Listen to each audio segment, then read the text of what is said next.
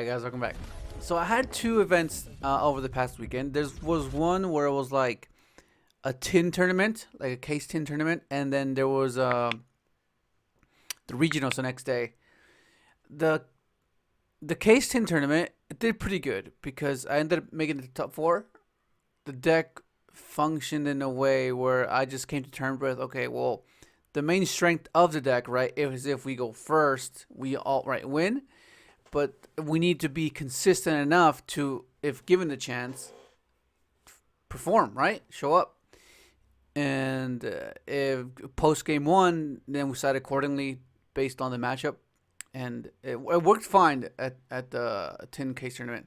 But the regionals, it was so close, man. Like it was like a bunch of like game threes. There was only one match where I got completely destroyed. Like I just literally couldn't do anything. Like game one against Prank Kid, he ends up on the board of Dweller, DPE, the Butler setup, and they've been had. I was like, oh my god, that was pretty crazy. And then game two, it just opened up really underwhelmingly, and then I lose to a nip. I was like, oh my god, so bad. And the other games were like just they went to game three, which are really close. One of them was against like evil twins, and he ends up in game three he ends up drolling me and then Nibiruing me. I was like, oh my god! So I lost my Yazi play. That was really annoying. So I lost that one, and then in the last round I got paired up against PK playing against Jordan.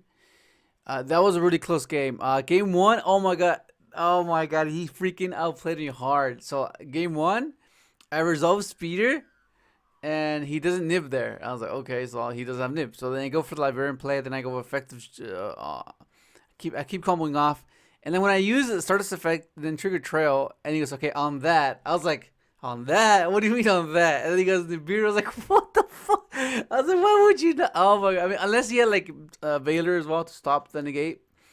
Cause what if I just went to Herald? He shuts off. I don't know, man. I was just, I was so mad.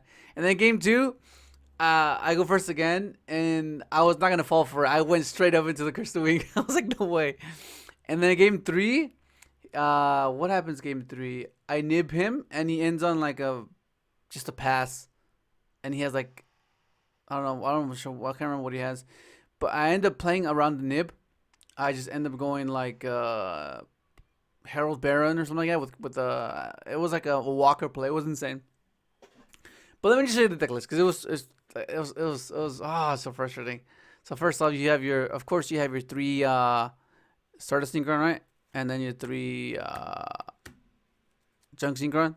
This is standard. Like I think this is the perfect ratio. Like any less is like okay.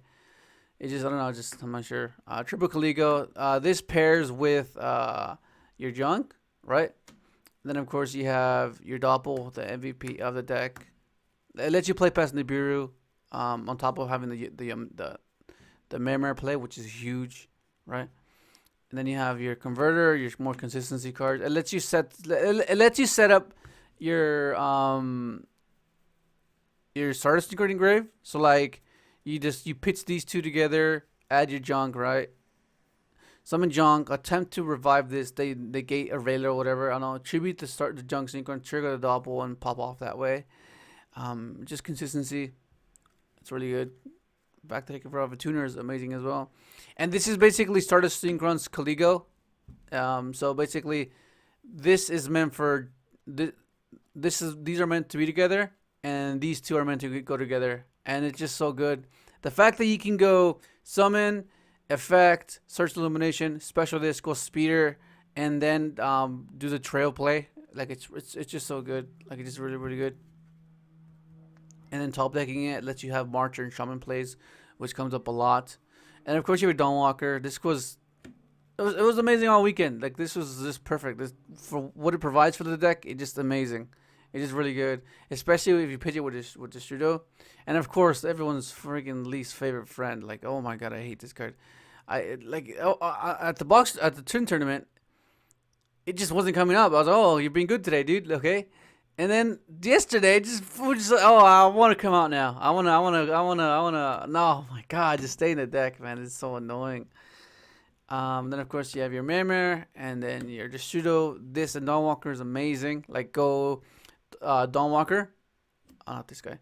You go Walker, discard this, have him all on field, effect, target him, make it level 2, and then you make Ruler. If they stop you there, it doesn't matter. And then you just make Baron. Like, it's so cool. The fact that you can have that as a play is amazing. But yeah, Yazi, that's amazing. And of course, you have your one-ups, a trail, your synchron carrier. I like him because, like, there's times when you have junks in hand, you're like, oh, I don't want to search another junk. Like, it's just, and that's really good. And then the fact that it's an easy side out. Like, it's an easy side out. Because sometimes it's a bit weird how to side, but it's an easy side out, which is what I like him as well. It's really cool. And since especially to play Mate Breaker, like, just makes your 2-card combos a bit stronger. Stardust Synchron, this card's just really good. And of course, you have your tuning, right? Tuning just self-explanatory. The Synchron middle top card, hopefully make it a 1-card speeder, which is nice. Overtake, this card's amazing. One of the best cards we have so far. Like, it's really good for what it does. Then you have your one-ups, right? You have your your Rhoda, Full Burial, Illumination, Monster Reborn, Midbreaker. Last minute, I almost played these two, and I think I should have, because, like, another copy of Midbreaker is just insane. Like, this card was amazing all weekend. Like, it was just so good. Like, it's versus Prank Kids. The Butler becomes useless. Like, they can't nuke anything. It doesn't matter. You know, then they can't target you. I was just like, oh my god, it's so good. And of course, you have Cold Buy, right? Cold Buy, and then of course, finally, the 3 droplets. So this is the approach I wanted to take this weekend, because I want it to be consistent. I want to just come to terms that, okay, if I lose to Dyro, at least I have an option to stop the Scythe lock, right, within these 4 cards, you know. And if I win dice roll, then my deck is consistent enough to be consistent and do what it's meant to be doing. And then post side, I'll side accordingly, right? It's a bit brave, right? The fact that you have to take that approach, but, like, because you need a high number of cards to function together to be able to have an optimal play. Because, like, it's kind of hard. Like, if you have, like, hand trap, and, like, 3 cards that just, you know, so you rather have the most the most puzzle pieces as possible. Otherwise, you're gonna be struggling, and that's what I was noticing. Like, I was like, oh damn, like, so I think, because this is like 5 interactive cards, if you look at it that way, right? 5 interactive cards, and the rest is all combo. But which is why I said, like, I think going over 40 with this deck is it's not something you should be disregarding, because it makes sense, like, because there's not much you can want to cut. Like, anything more, it'd be like, okay, well, do you want to minimize on the tunings, minimize on the gestures, minimize on the Caligos, you know, like, but, like, all that makes sense. Like, it just all, like, the variance of it, you want to open it, and yeah, it was just really good. And then we go side deck. This is where the side deck was like, okay, if I lose Dyro, okay, this is what I have to just hope and pray for to draw. Because that's what it comes down to. You know, I was guaranteed to draw into hand. There's people that have like 15, 12 hand traps, and then draw a single one versus me. I'm like, yeah, man, I know. I know the feeling. It sucks. So when you go second, right, you against any combo deck, you have this, right, on top of the droplets. So if you don't see, like, you're bound to see something like this. You do this at the opportune moment where you feel like, okay, this is where it's gonna be quite a bit of an issue. And the beer, of course, just any 5 summons, okay, pair these 2 together, amazing. At worst, it just baits the Griffin, so it's 1 less Omni you have to worry about, you know, and it's just really good. So, like, if you have a play where you draw into droplets, they can't find a way to, like, negate with their Omni negate, you know. So that makes a lot of sense. Duster, just backer removal. Same thing for Red Reboot. I'm still playing one of the best traps we have. Gravity Collapse. And then, of course, 3 evenly matched. Just so good. So good. Evenly matched. I like evenly matched. And then this extra deck has not changed. It's still... Okay, so the more I play with Mermer, it seems like some extra deck slots are questioned a bit more. Like, before, I would not question this guy. I would not question this guy before. But now that I have Mare, like there's so many times where I miss like having like a satellite warrior because like it just comes up a lot. Um, or just having an I don't know. I'm not sure. Like I'm not sure exactly what I'm missing, but like this one's never been in doubt. But like ever since I implemented this card, it just I'm questioning this card now. But I don't know. I'm not sure. I'm not sure what it is. Stardust Charge. I was borrowing a Baron, so that's the 15 card.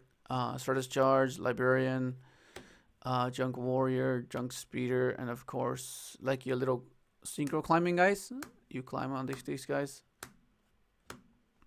Everything was good. Hopefully, you can read the names. Yeah, it hasn't changed. How much time we got? Yeah. Um. Yeah, it was crazy. Like, yeah, Saturday was good. Sunday was not so great, and we have another one coming up this next weekend. So, I'm not sure what to do with this data. Cause like it's the exact same list, and they both perform very differently. Sunday was great. No, I mean Sunday was bad. Saturday was great. Um, but yeah, one thing I think I have to revert back to is this, because there's so many hand traps, and having another copy of Midbreaker and can help be really really helpful. Oh man, because yeah, like all those games were so close. Like on Sunday, they were so close, except for the one, though, the pranking one that was against Chris. I just got destroyed there. Like I literally can't do anything. I was like, okay, well yeah, I opened it pretty bad, and like he went first, and then Nate was just too much. And but the other two, they were really close. The other two came down to like, okay, well, I mean, if he had, like, what do we do? Yeah. And then the last one was crazy. Like, we're both top decking. I had to make the decision whether to stop something and try to, like, anticipate his plays. So I came to the conclusion that I have to accept that, okay, he has to make access code, pop my two guys, and I have to draw into something. That was the best play I could have done. So I didn't draw into anything good. I drew into a Jester. I had a Dawnwalker in hand. We have two cards in hand. He has no cards in hand. He has one Torn Scales Engrave. I'm okay, oh, cool. We don't draw into any PK card because he can just like link it away from Wall Mirage and pop off. And just don't draw a monster and should be fine. And then he ends up drawing a monster and draws Torn Scales and then just attacks for against that game. I was like, oh my god. And then my next draw was Stardust Synchron. That could have been my speeder. I was like, oh my god. But yeah, I mean, what can I tell you, man? Like this deck is very very like roller coaster. Like it's such a roller coaster. There's times where like you do amazingly, you feel great, and then there's times where it just underperforms and it just the weakness is apparent. But disregarding it as a whole doesn't seem like the it's justified because like think about the ways you've lost, right? What other deck would play past that? Like think about it. Like let's say you play past three hand traps. Okay, what deck plays past three hand traps? Like what do you want me to do, man? Like so you can't beat yourself up. It's just what it is, man. Like just how it is. It's yeah. But I'll just I'll leave it there. Hopefully enjoy the video. Like subscribe if you haven't. Thanks for watching.